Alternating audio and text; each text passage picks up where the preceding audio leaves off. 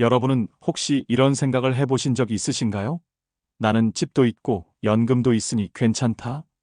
그런데 정작 병원비 몇백만 원이 갑자기 필요할 때 통장에 당장 꺼낼 돈이 없다면요? 자산이 수억 원이라도 현금이 없으면 단 하루 만에 불안과 무력감에 휘둘릴 수 있습니다. 실제로 많은 70대 어르신들이 바로 이 벽 앞에서 무너집니다. 겉으로는 부자인데 속으로는 현금 거지라는 말이 괜히 나온 게 아닙니다.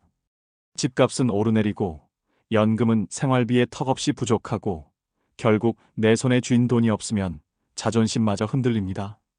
문제는 누구나 이런 상황에 놓일 수 있다는 점입니다. 지금은 괜찮다고 생각하시나요? 하지만 작은 위기 하나가 찾아오면 그 불안은 생각보다 훨씬 빨리 다가옵니다. 오늘 영상에서는 70대 이후 반드시 알아야 할 자산 관리의 핵심, 그리고 통장에 꼭 있어야 할 현금에 대해 이야기를 나누겠습니다. 집이 아니라, 투자 성과가 아니라, 당장 꺼내 쓸 수 있는 돈이 왜 노후의 평화를 결정하는지 차근차근 풀어드리겠습니다. 본격적인 이야기를 시작하기 전에 오늘 이 영상이 여러분께 작은 도움이 된다면 좋아요 버튼을 눌러주시고 댓글로 여러분의 생각을 나눠주세요. 이 영상을 끝까지 보신다면 아마 오늘 이후로는 돈을 바라보는 관점이 완전히 달라지실 겁니다. 오늘도 행운 가득 받아가시길 바랍니다. 70대가 되면 누구나 마음속에 같은 질문을 던지게 됩니다. 내가 가진 돈, 이걸로 앞으로 괜찮을까? 젊을 때는 월급이 꼬박꼬박 들어왔고 내 집이 있다는 사실만으로도 든든했습니다. 그러나 은퇴 후에는 상황이 완전히 달라집니다. 집은 팔기 전까지는 돈이 아니고 연금은 생활비에 턱없이 부족한 경우가 많습니다. 그래서 많은 분들이 의외로 나는 돈이 없는 사람인가? 라는 불안을 크게 느낍니다. 72세 이경화님은 평생 성실히 은행원으로 근무하며 아파트 한 채와 적금을 마련했습니다. 하지만 남편이 갑자기 쓰러져 수술을 받게 되자 통장에 생활비로 쓸 수 있는 돈은 한 달치도 되지 않았습니다. 집은 그대로인데도 순간적으로 스스로를 현금 없는 가짜 부자라고 느낀 것이죠. 반대로 70세 김진호님은 퇴직 직후 일부 자금을 현금으로 확보해 두었기에 아내의 수술비를 자녀에게 의지하지 않고 해결했습니다. 그 순간 돈의 크기가 아니라 내가 컨트롤할 수 있다는 게 진짜 힘임을 깨달았다고 말합니다. 이 두 사례가 보여주는 건 단순합니다. 노후의 불안은 자산의 총액 때문이 아니라 지금 당장 쓸 수 있는 돈의 유무에서 생긴다는 사실입니다. 은퇴자 중 상당수가 아파트와 토지는 가지고 있지만 정작 현금이 부족해 작은 병원비 앞에서도 흔들리는 경우가 많습니다. 심리학에서도 말합니다. 사람이 가장 큰 불안을 느낄 때는 내가 선택권을 잃었다고 생각할 때라고요. 자녀에게 손을 벌리거나 지인에게 돈을 빌려야 하는 순간 평생 쌓아온 자존심이 무너집니다. 반대로 통장에 여유가 있으면 같은 상황에서도 마음은 훨씬 안정됩니다. 현금은 단순히 돈이 아니라 내가 내 인생을 통제한다는 증거인 셈입니다. 따라서 노후 자산 관리의 첫걸음은 거창한 재테크가 아닙니다. 지금 내 통장을 열어보고 당장 꺼내 쓸 수 있는 돈이 얼마나 되는가를 확인하는 것에서 출발합니다. 그리고 그 숫자가 적더라도 실망할 필요는 없습니다. 오히려 지금 확인했기에 채울 수 있는 시간이 주어진 것입니다. 결국 70대 이후의 평화는 멀리 있는 게 아닙니다. 집값도 투자 성과도 아닙니다. 내 이름으로 된 현금이 통장에 있느냐 없느냐가 삶의 품격을 결정합니다. 작은 돈이라도 지금 당장 쓸 수 있는 돈을 마련하는 것. 그것이 노후 자산 관리의 가장 기본이자 가장 강력한 출발점입니다. 우리 부모 세대에게 부동산은 곧 안정이었습니다. 집값은 오를 거라는 믿음, 그리고 집은 절대 배신하지 않는다는 확신이 있었죠. 실제로 70년대, 80년대에 집을 장만한 분들은 수억 원의 자산가가 되기도 했습니다. 하지만 문제는 노후에 접어든 지금 그 집이 돈처럼 바로 꺼내 쓸 수 있는 자산이 아니라는 점입니다. 서울 강동구에 사는 74세 한기철님은 아파트 한 채를 가지고 있습니다. 시세로는 13억 원에 달하지만 정작 본인이 쓰는 생활비는 국민연금과 자녀가 가끔 주는 용돈뿐입니다. 어느 날 갑작스럽게 심근경색으로 응급실에 실려갔을 때 병원비로 800만 원이 필요했지만 당장 현금이 없었습니다. 집은 분명 부자인데 수술대 앞에서 돈이 없어 발을 동동 구르는 순간 그는 스스로를 현금 거지라고 느낄 수밖에 없었다고 고백했습니다. 결국 친척에게 돈을 빌리면서 평생 지켜온 자존심이 무너지는 경험을 했습니다. 이와 비슷한 상황은 생각보다 흔합니다. 아파트 2채를 가진 76세 김문자님은 매달 관리비와 세금은 꼬박꼬박 나가는데 정작 현금 흐름이 막혀 일상적인 소비에도 불편을 겪었습니다. 손주 생일 파티에서 용돈 20만 원을 못 주고 며느리 앞에서 체면을 구겼던 일이 아직도 마음에 남는다고 합니다. 그에게 집은 자산이라기보다는 오히려 짐처럼 느껴졌습니다. 왜 이런 일이 벌어질까요? 가장 큰 이유는 부동산의 유동성 부족입니다. 부동산은 분명 자산이지만 팔려면 최소 몇 달에서 길게는 1년이 걸립니다. 게다가 급하게 팔면 시세보다 훨씬 낮은 가격에 내놔야 합니다. 반면 노년기 지출은 갑자기 그리고 크게 늘어납니다. 건강보험심사평가원 자료에 따르면 60대에 비해 70대의 의료비는 평균 2.3배, 80대는 3.1배 증가합니다. 며칠 사이 수백만 원, 심지어 1,000만 원 이상이 필요한 상황이 생기는데 그때 집을 팔아서 대응하는 건 불가능에 가깝습니다. 또 다른 문제는 부동산 시장의 불확실성입니다. 2020년에서 2021년에는 집값이 급등했지만 2022년 이후에는 하락세로 돌아섰습니다. 한국은행은 고령화와 인구 감소로 장기적으로 부동산 수요가 줄어들 것이라 전망합니다. 지방의 경우 이미 빈집이 늘어나고 있죠.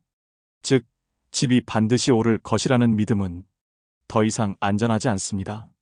노후에 시간이 많지 않은 70대는 부동산 가격이 오를 때까지 마냥 기다릴 여유가 없습니다. 일부는 주택연금을 선택하기도 합니다. 하지만 주택연금 역시 한계가 있습니다. 주택금융공사 자료에 따르면 서울 기준 월 수령액은 평균 150만 원 수준에 불과합니다. 의료비와 생활비, 관리비를 모두 충당하기엔 턱없이 부족합니다. 게다가 목돈이 급히 필요할 때는 미리 당겨 쓸 수도 없습니다. 결국 주택연금만으로는 노후 생활을 안정적으로 지탱하기 어렵습니다. 반대로 현금은 우리에게 선택권을 줍니다. 같은 70대라도 통장에 여유가 있는 분들은 훨씬 당당합니다. 71세 오정희님은 아파트를 미리 줄이고 그 차익 일부를 현금으로 준비했습니다. 통장에 7천만 원 정도의 현금과 국민연금, 그리고 월 지급식 연금 펀드에서 들어오는 돈 덕분에 병원에 갈 때도 손주에게 용돈을 줄 때도 마음이 편하다고 합니다. 그녀는 이렇게 말합니다.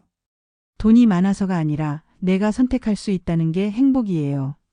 어떤 병원에 갈지, 어떤 요양원을 선택할지, 심지어는 자녀에게 얼마를 줄지까지 내가 정할 수 있잖아요. 심리학자 데니얼 카너먼은 손실회피 이론에서 사람은 얻는 기쁨보다 잃는 고통을 2배 이상 크게 느낀다고 말했습니다.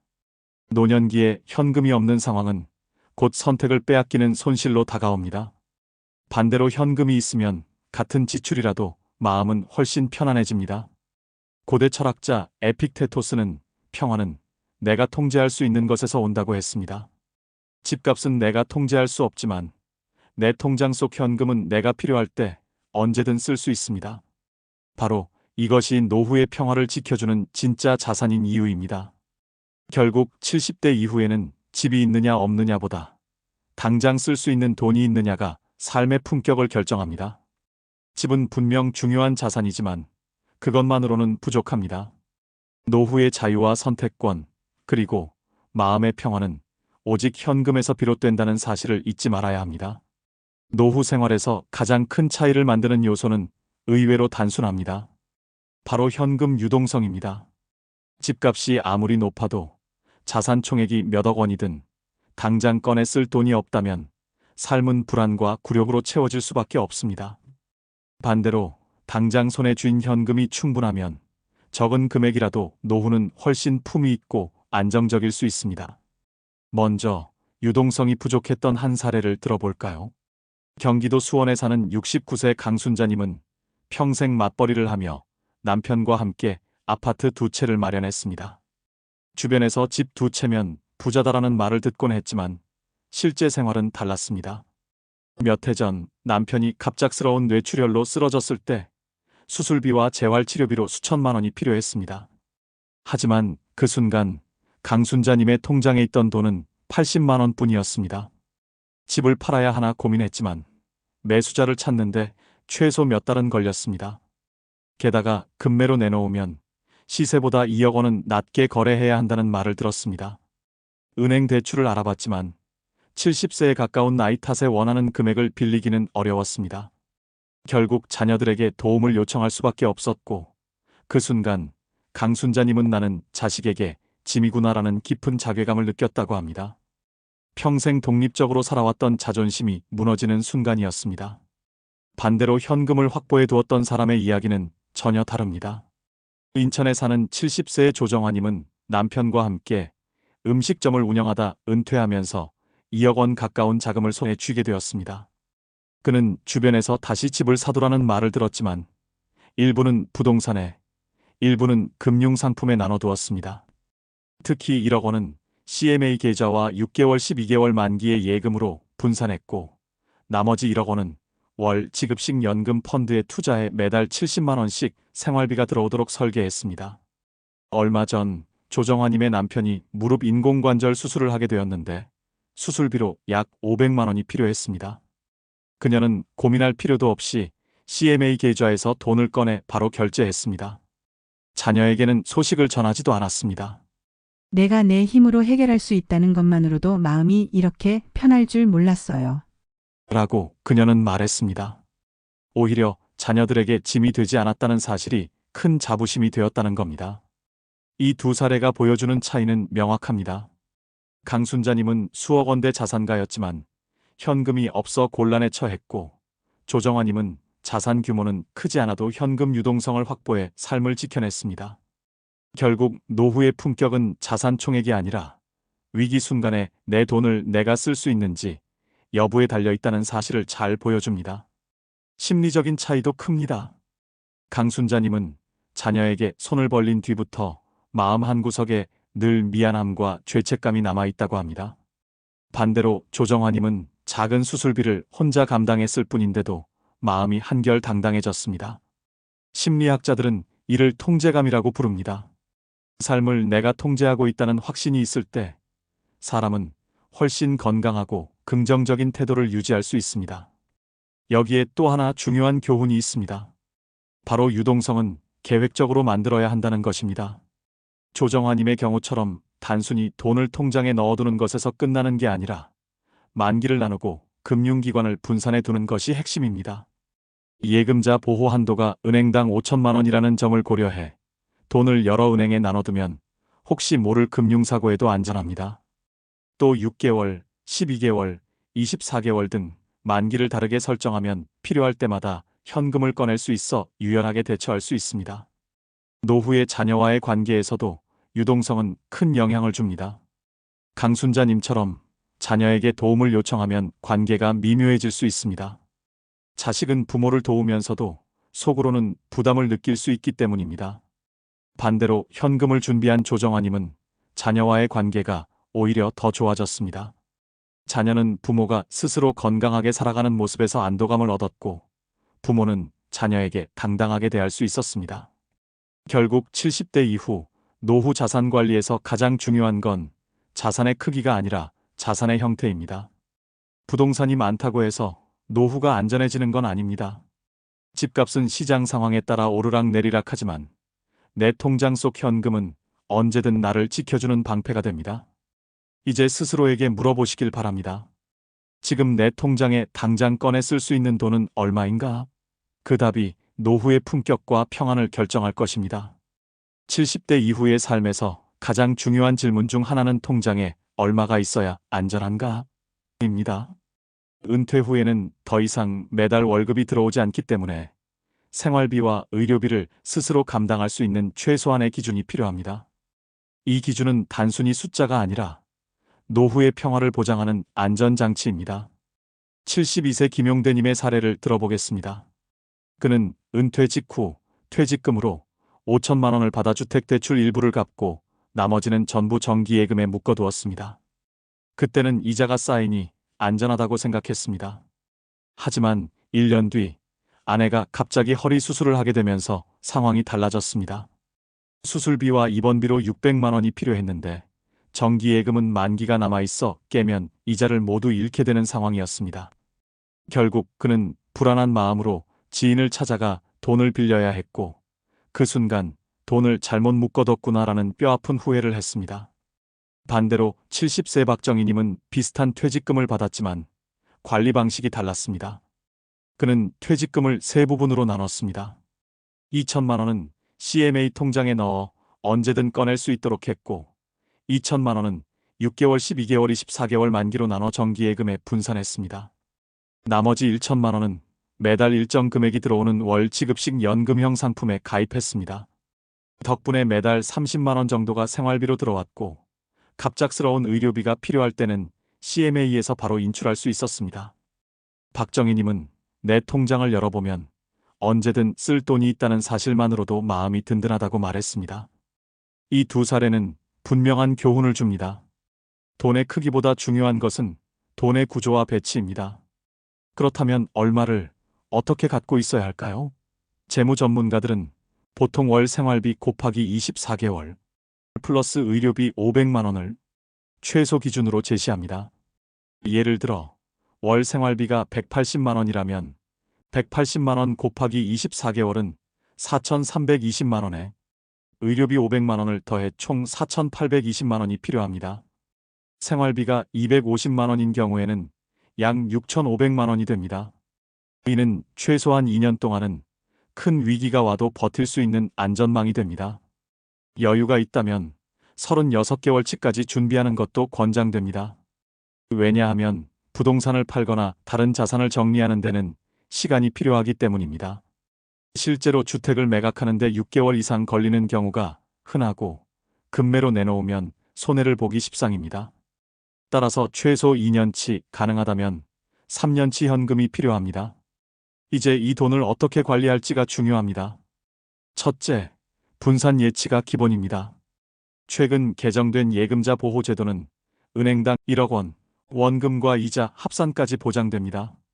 따라서 1억 원이 있다면 굳이 쪼개지 않아도 전액 보호를 받을 수 있지만 그래도 여러 은행에 나누어 두면 금리 조건이나 상품 만기 구조를 다양하게 가져갈 수 있어 더 유리합니다. 예를 들어 어은행에 4천만 원, 비은행에 3천만 원, 시은행에 3천만 원을 나누어 예치하면 안전성과 유연성을 동시에 확보할 수 있습니다.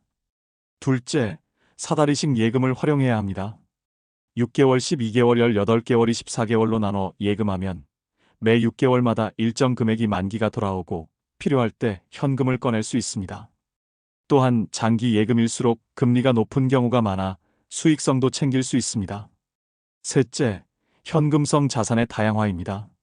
CMA 계좌는 입출금이 자유로우면서 예금보다 금리가 높습니다. MMF 같은 단기 금융 상품도 고려할 수 있지만 원금 보장은 되지 않으므로 전체 현금성 자산의 20% 이하만 두는 것이 좋습니다. 즉, 가장 안전한 예금에 중심을 두고 일부만 다양한 상품으로 나누는 것이 바람직합니다. 넷째, 의료비 대비 자금을 별도로 떼어두어야 합니다. 아무리 잘 관리해도 병원비가 한꺼번에 몰리면 생활비까지 무너질 수 있습니다. 최소 500만 원 이상을 의료비 전용 통장으로 따로 준비하면 위기 때 훨씬 안정적으로 대응할 수 있습니다. 마지막으로 심리적 안정감을 놓치지 말아야 합니다. 통장에 생활비 2에서 3년치가 있다는 사실은 단순히 돈이 있다는 의미를 넘어섭니다. 그것은 위기 상황에서도 내가 내 삶을 스스로 통제할 수 있다는 확신을 줍니다. 반대로 통장 잔고가 비어 있으면 작은 지출에도 불안이 커지고 자존심이 무너질 수 있습니다. 결국 노후의 품격은 얼마를 모았는가가 아니라 얼마를 언제든 쓸 수 있는가로 결정됩니다. 지금 당장 통장을 열어보고 내 생활비가 몇 개월치 있는지 확인해 보세요. 그리고 부족하다면 목표를 세워 하나씩 채워가시길 권합니다. 그 작은 준비가 앞으로 10년, 20년의 평화를 지켜줄 든든한 기둥이 되어줄 것입니다. 많은 분들이 현금이 필요하다는 건 알겠는데 어디서부터 시작해야 할지 모르겠다고 이야기합니다. 사실 방법은 의외로 간단합니다. 단 7일, 일주일만 시간을 투자하면 노후의 현금 기반을 단단하게 다질 수 있습니다. 하루에 한 가지씩만 실천해 보세요. 첫째 날에는 지난 3개월간의 지출을 꼼꼼히 정리하는 것부터 시작합니다. 카드 명세서와 통장 내역을 펼쳐놓고 식비, 관리비, 의료비, 교통비 같은 항목별로 나눠보는 것이죠. 정기적이지 않은 지출도 월 평균으로 환산해 넣어야 진짜 생활비 규모가 보입니다. 이렇게 지출을 숫자로 확인하는 순간 막연했던 불안이 구체적인 계획으로 바뀌기 시작합니다. 둘째 날에는 비상금 전용 계좌를 따로 만듭니다. 생활비와 철저히 분리된 계좌를 하나 마련해 두면 긴급 상황이 닥쳐도 생활비가 흔들리지 않습니다. 체크카드나 현금카드도 연결하지 않고 필요하다면 CMA 같은 상품을 알아보는 것도 좋습니다. 입출금이 자유롭고 이자도 예금보다 높은 경우가 많기 때문입니다. 이때 중요한 건 이 계좌는 평소에 쓰지 않는다는 원칙을 지키는 것입니다. 셋째 날에는 만기 분산 예적금을 설계합니다. 필요한 금액을 6개월, 12개월, 18개월, 24개월 등으로 나누어 예금에 넣어두는 방식입니다. 이렇게 하면 6개월마다 일정 금액이 돌아와 필요할 때마다 현금을 확보할 수 있고 장기 예금의 경우 더 높은 금리 혜택도 챙길 수 있습니다. 돈이 묶이면 불편하지 않을까? 라는 걱정이 들 수 있지만 이렇게 나눠두면 오히려 안정과 유연성을 동시에 확보할 수 있습니다. 넷째 날에는 의료비 대비책을 점검합니다. 나이가 들수록 의료비는 언제 어디서 갑자기 튀어나올지 알 수 없습니다. 건강보험 본인 부담 상한제, 재난적 의료비 지원제도, 장기요양보험 등 국가제도를 미리 확인해 두면 큰 병이 찾아왔을 때도 재정적 충격을 줄일 수 있습니다. 실제로 이를 알아둔 분들은 예상치 못한 수술비와 간병비를 훨씬 수월하게 감당했습니다. 다섯째 날에는 금융사기 방어 체계를 만드는 데 집중합니다. 나이가 들수록 보이스피싱 같은 금융 범죄의 표적이 되기 쉽습니다.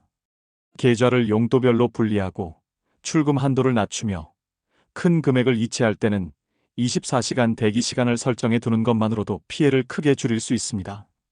여기에 스마트폰 알림을 켜두면 내 돈이 오갈 때마다 바로 확인할 수 있어 안심이 됩니다. 작은 습관 하나가 내 전 재산을 지켜줄 수 있는 셈입니다. 여섯째 날에는 생활비 절감과 현금 흐름 개선에 나섭니다. 사용하지 않는 구독 서비스는 해지하고 실제 사용량에 맞는 요금제로 바꿔 통신비를 줄이며 전기가스 사용 습관을 조금만 바꿔도 매달 몇만 원씩 절약할 수 있습니다. 이렇게 절약한 금액을 비상금 계좌로 옮겨두면 작은 돈이지만 시간이 지나며 큰 힘이 됩니다. 단순한 절약이 아니라 내 현금을 늘려간다는 의미로 다가옵니다. 마지막 일곱째 날에는 소득을 다변화하는 작은 계획을 세워봅니다. 국민연금 수급 시점을 조정해 수령액을 늘릴 수도 있고 집의 빈방이나 주차 공간을 임대해 월세를 받을 수도 있습니다. 또 평생 쌓은 취미나 재능을 강의로 연결해 소득을 만드는 방법도 있습니다. 누군가는 그림을 가르쳐 매달 30만 원을 벌고 누군가는 온라인 중고거래로 매달 용돈 수준의 수입을 올립니다. 금액이 많고 적음보다 중요한 건 현금이 계속 들어오는 흐름을 만들어 놓는 것입니다. 이렇게 일주일 동안 하루에 한 가지씩만 실천해 보십시오. 첫째 날에 지출을 파악했을 때 이미 절반은 성공한 것이고 마지막 날에 작은 소득원을 마련했을 때는 노후의 기초가 단단해집니다. 중요한 건 거창한 계획이 아닙니다. 작은 실행이 쌓일 때 내 통장 속 현금은 늘어나고 마음속 불안은 줄어듭니다. 이 일주일이 당신의 노후를 바꾸는 출발점이 될 수 있습니다. 70대가 되면 돈보다 더 중요한 것이 있습니다. 바로 내 돈을 내가 직접 쓰고 결정할 수 있는 주체성입니다. 자산 규모가 크더라도 그 돈이 내 이름으로 되어 있지 않거나 자유롭게 꺼내 쓸 수 없다면 결국 노후의 품위는 지켜지지 않습니다. 실제로 75세 오상길님은 몇 해 전 자녀에게 집을 증여했습니다. 내가 살아있을 때 미리 물려주자는 생각이었죠. 하지만 막상 본인이 아플 때 병원비를 마련하려 하니 모든 재산이 자녀 명의로 넘어가 있어 마음대로 사용할 수 없었습니다. 결국 자녀에게 돈 좀 달라고 말해야 했고 그 순간 평생 지켜온 독립심이 무너졌다고 고백했습니다. 그는 집은 줬지만 내 삶의 결정권까지 잃어버린 셈이라고 말했습니다. 반대로 70세 장영희님은 다른 선택을 했습니다. 자녀에게 미안한 마음은 있었지만 본인의 생활 자금만큼은 따로 떼어두었습니다. 아파트를 줄이고 차익 일부를 현금으로 확보한 뒤 CMA와 단기 예금, 월 지급식 연금형 상품에 나누어 관리했습니다. 덕분에 갑작스러운 병원비도 스스로 해결했고 여행이나 취미생활도 자녀 눈치 보지 않고 즐길 수 있었습니다. 그는 내 이름에 돈이 있다는 게 자식에게 짐이 되지 않는 길이라고 말합니다. 이처럼 노후 자산에서 가장 중요한 원칙은 주체성입니다. 돈이 많고 적음을 떠나 내 이름으로 관리되는 현금이 있어야 진짜로 내 인생을 선택할 수 있습니다. 그 선택권이 있을 때 자녀와의 관계도 오히려 더 건강해집니다. 부모가 독립적으로 살아가는 모습은 자녀에게도 안도감을 주기 때문입니다. 그렇다면 주체성을 지키면서 안정된 노후를 보내려면 어떤 전략이 필요할까요? 크게 5가지 영역을 살펴볼 수 있습니다. 첫째, 소득 전략입니다. 국민연금은 수급 시점을 늦출수록 매년 7% 이상 수령액이 늘어나므로 건강 상태가 괜찮다면 연기 수령을 고려해 볼 수 있습니다. 개인연금이나 퇴직연금도 일시금으로 받기보다는 연금 형태로 나누어 받는 것이 안전합니다. 여기에 작은 부업을 더하는 것도 방법입니다. 경비, 청소 같은 단순 업무부터 평생 쌓아온 경험을 살린 멘토링, 강의까지 선택지는 다양합니다. 70대라고 해서 소득 활동이 불가능한 시대는 아닙니다. 둘째, 지출 전략입니다. 생활 패턴을 단순화하면 현금 유동성이 훨씬 개선됩니다. 외식 대신 집밥을 늘리고 브랜드보다는 실속 있는 제품을 선택하는 습관이 필요합니다.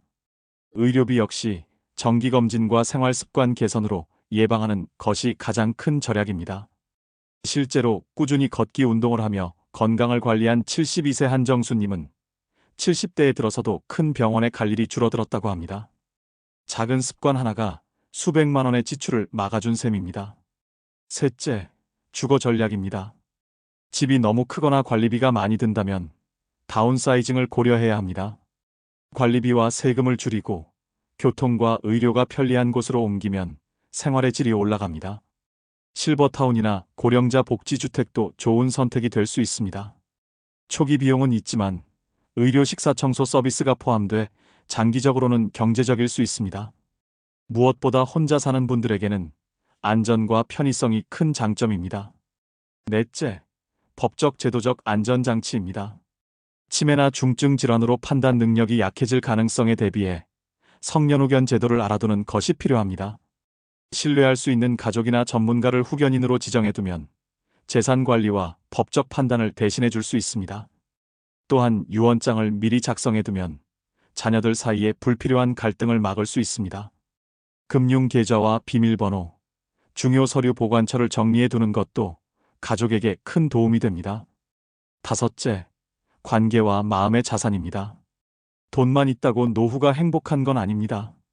73세 김인호님은 젊을 때는 돈을 버느라 친구를 잃었지만 지금은 복지관 합창단과 자원봉사 모임에 참여하며 삶의 만족도를 높이고 있습니다. 사람들과의 관계는 경제적 어려움이 닥쳤을 때도 든든한 버팀목이 됩니다.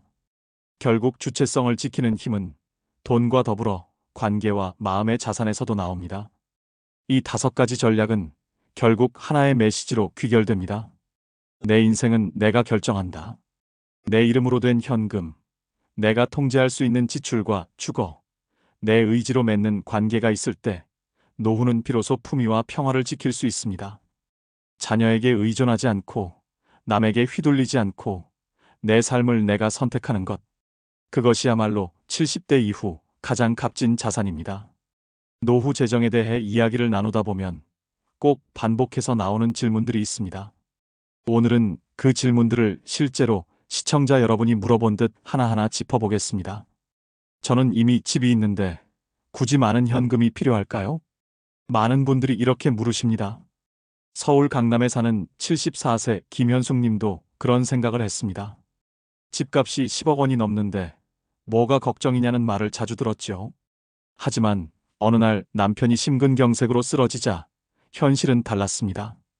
수술비와 입원비로 700만 원이 당장 필요했는데 통장에 있던 돈은 150만 원뿐이었습니다. 결국 조카에게 급히 손을 벌려야 했습니다. 집이 아무리 비싸도 당장 꺼낼 돈이 없으면 불안은 커집니다. 특히 70대는 집을 팔아도 매수자를 찾는데 수개월이 걸리기 때문에 유동성이 떨어질 수밖에 없습니다. 집은 자산일 뿐 현금이 주는 즉각적인 안전을 대신해 주지 못합니다. 물가가 계속 오르는데 현금만 갖고 있으면 가치가 떨어지지 않나요? 이 질문도 자주 나옵니다. 물론 인플레이션 때문에 화폐 가치가 줄어드는 건 사실입니다. 하지만 70대 이후에는 수익성보다 안정성이 우선입니다.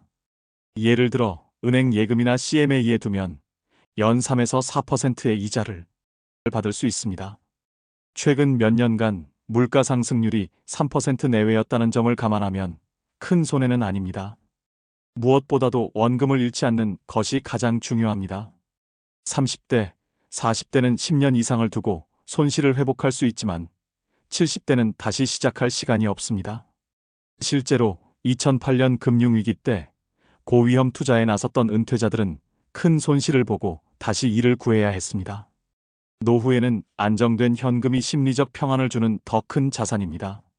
자녀들이 도와줄 텐데 굳이 내가 많은 현금을 준비해야 하나요? 이 역시 부모 세대가 흔히 하는 생각입니다. 하지만 요즘 자녀 세대는 예전과 다릅니다. 취업, 결혼, 주택 구입, 양육까지 짐이 많습니다. 통계청 조사에 따르면 30대와 40대 가구의 평균 부채 비율이 150%를 넘습니다. 즉, 자녀들 역시 빚을 지고 살아가는 경우가 많다는 뜻입니다. 71세 유정수님은 평생 어려우면 아들이 도와주겠지라고 믿었지만 정작 아들도 대출 이자에 허덕이고 있었습니다.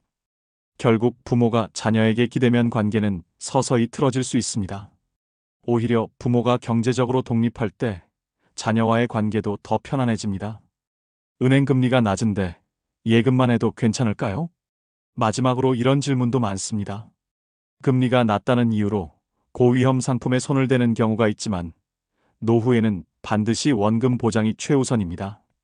전체 자산의 10에서 20% 정도는 수익성 있는 상품에 투자할 수 있지만 생활비와 의료비를 감당할 돈만큼은 반드시 안전한 곳에 두어야 합니다. 72세 이도형님은 과거 펀드 투자로 큰 손실을 보고 퇴직금을 거의 잃었습니다. 지금은 국민연금과 은행 예금으로만 생활하지만 마음은 훨씬 편안하다고 말합니다. 돈이 불어나지 않아도 매달 지출을 감당할 수 있다는 확신이 가장 큰 위안이 된다는 것이죠. 이 네 가지 질문은 결국 하나의 메시지로 이어집니다. 노후의 안전은 집값이나 투자 수익이 아니라 당장 꺼내 쓸 수 있는 현금에서 나온다는 것입니다. 집만으로는 위기 때 버틸 수 없고 투자는 시간이 부족하며 자녀에게 기대는 건 위험합니다. 결국 내 이름으로 된 현금, 내 손으로 지키는 현금이 있을 때 노후는 비로소 품위와 주체성을 지킬 수 있습니다. 지금까지 여러 사례와 방법을 살펴봤지만 결국 핵심은 하나로 모아집니다. 노후의 품격은 자산의 총액이 아니라 오늘 당장 꺼내 쓸 수 있는 현금에서 결정된다는 사실입니다. 집값이 아무리 높아도 연금이 있더라도 통장에 당장 손댈 수 있는 돈이 없다면 불안은 사라지지 않습니다. 반대로 생활비 몇 년치가 통장에 자리 잡고 있으면 마음은 한결 가볍습니다. 71세 이명자님은 과거에 늘 내 집이 있으니 괜찮다고 말했지만 막상 남편이 응급수술을 받게 되자 급히 돈을 구하지 못해 충격을 받았습니다. 그 후로는 생활비 2년치를 확보하기 위해 작은 소비부터 줄이고 비상금 계좌를 따로 만들어 조금씩 채워나갔습니다. 처음엔 막막했지만 1년이 지나고 통장에 2천만 원이 모였을 때 느낀 안도감은 무엇과도 바꿀 수 없었다고 합니다. 그녀는 말합니다. 돈이 많아서가 아니라 위기를 버틸 힘이 생겼다는 게 마음을 편하게 해요. 그래서 제가 드리는 제안은 단순합니다. 우선 지금 당장 통장 잔고를 확인해 보십시오. 그리고 내 생활비가 몇 개월치 준비되어 있는지 계산해 보시길 권합니다. 부족하다면 그 순간이 바로 목표를 세울 때입니다. 나는 앞으로 2년치 생활비와 의료비 500만 원을 꼭 채운다라는 명확한 목표를 세우는 것이 첫걸음입니다. 두 번째로는 비상금 전용 계좌를 만드는 것입니다. 기존 생활비 계좌와 철저히 구분해서 정말 긴급할 때만 꺼내 쓸 계좌를 하나 열어두는 것입니다. 카드나 통장은 지갑에 넣지 않고 집에 보관해 두는 것이 좋습니다. 이렇게 생활비와 비상금을 분리하면 작은 위기에도 생활비가 흔들리지 않고 지킬 수 있습니다. 세 번째는 지출 점검과 정리입니다. 자동이체되는 각종 구독 서비스, 불필요한 통신비, 중복된 보험을 정리하는 것만으로도 매달 현금을 절약할 수 있습니다. 그 절약한 돈을 조금씩 비상금 계좌로 옮겨두면 시간이 지나며 큰 힘이 됩니다. 중요한 건 큰 돈을 벌겠다가 아니라 흘러나가는 돈을 막는다는 태도입니다. 이 세 가지 통장 점검, 비상금 계좌 개설, 지출 정리는 누구나 당장 시작할 수 있는 노후 실천법입니다.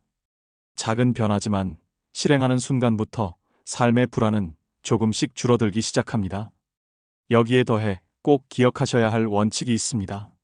노후 준비는 늦었다고 생각할 때가 가장 빠른 때라는 말입니다. 70대에 들어서 준비를 시작해도 결코 늦지 않습니다. 오히려 지금 시작하지 않으면 불안은 더 커질 뿐입니다. 아, 나는 너무 늦었구나라는 생각 대신 지금이 바로 적기다라는 마음으로 한 걸음만 내딛어 보시길 바랍니다. 노후의 평화는 거창한 자산에서 오지 않습니다. 수십억 원짜리 집도 요란한 투자 성과도 필요하지 않습니다. 진짜 평화는 내 이름으로 된 통장 속 현금에서 옵니다. 그 돈이 나를 지키고 내 선택권을 보장하며 자녀에게 짐이 되지 않게 합니다. 오늘 이 영상을 보신 후 단 10분만 시간을 내어 통장을 열고 잔고를 확인해 보십시오.